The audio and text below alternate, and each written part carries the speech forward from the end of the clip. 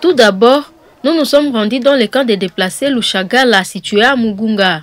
Cette église de la communauté baptiste au centre de l'Afrique, CBK, ne sert plus de temple de Dieu comme avant, mais plutôt comme demeure pour une catégorie de déplacés de guerre, notamment les vieilles, les femmes enceintes ainsi que les enfants. Cette indication nous a été donnée par le révérend pasteur Habimana Jacques, aussi déplacé de guerre venu de Saké. D'après lui, c'est depuis les affrontements qui ont causé le déplacement des habitants de Saké que le camp de Lushagala a été étouffé. Ces personnes vivent ici dans des conditions difficiles, nous a dit ce berger. Suite à la situation sécuritaire actuelle, beaucoup de fidèles dans ces camps vivent dans le désespoir et ont perdu la foi. Il explique comment ils organisent des cultes. Wakati wa ibada ya kanisa tunasomea nje hadharani, sababu ndani ya kanisa muna wakimbizi na ni vigumu kuwatia nje wote, sababu kuna walio wadhaifu na wagonjwa na wengine wajawazito ambao hatutasimamisha saa kwa saa. Ile inaacha tunajiorganize, tunatia viti nje hadharani, tunafanyia ibada hadharani. Ni kwamba wengi wamekuwa na udhaifu wa kushiriki maneno ya Mungu. Wengi wamevutiwa na misaada ya nje, wanashinda wakizunguka wapi watapata msaada, wapi wataandikwa, wapi watafanya demarshe, na ile imeonyesha kama watu hawana tena hamu ya maneno ya Mungu, lakini mawazo yao imekuwa zaidi kupata msaada. Imani yao inakuwa ndani mashaka, sababu wanawazia watu kuliko kutia imani kwa Mungu.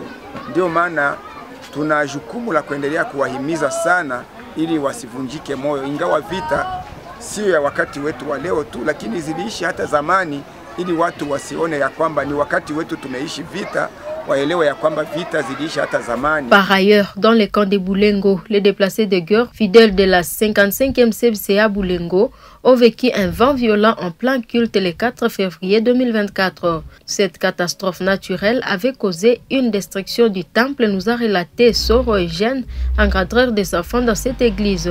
Il appelle aux bonnes volontés de soutenir en réparation des dommages causés par cette catastrophe. Kanisa hili tulipofika ndani ya hii kambi, watu tuliojiorganize tukafika mahali hapa ili tujenge kanisa.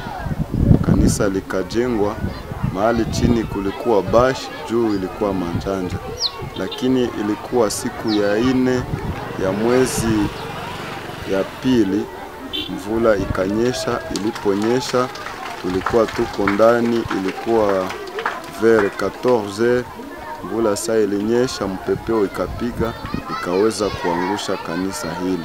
Tulikuwa tumo watu 17, lakini hakuna hata mmoja ambaye alifariki. Pamoja ndio waliumia, lakini kwa sasa wako na sante ya mzuri, na ndio maana kwa sasa tumeanza ujenzi kwa upya. Ndio maana unaona kanisa iko hivi kwa sasa.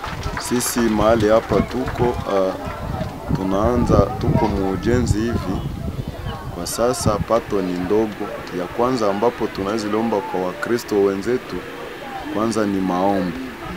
Kisha kutuombea, ila yule ambaye anaweza kuwa na roho mwema naye ambaye anaona kitendo hiki anawezi kutia nguvu, vile wapendwa ndani ya kambi nao wanatia nguvu zao. La CBK Lushagala est implantée dans cet endroit depuis plusieurs années avant même l'implantation de ces camps. Mais la 55e CBK Boulengo est construite ici récemment, nous a dit Soro Eugène que nous avons contacté pour ces dossiers.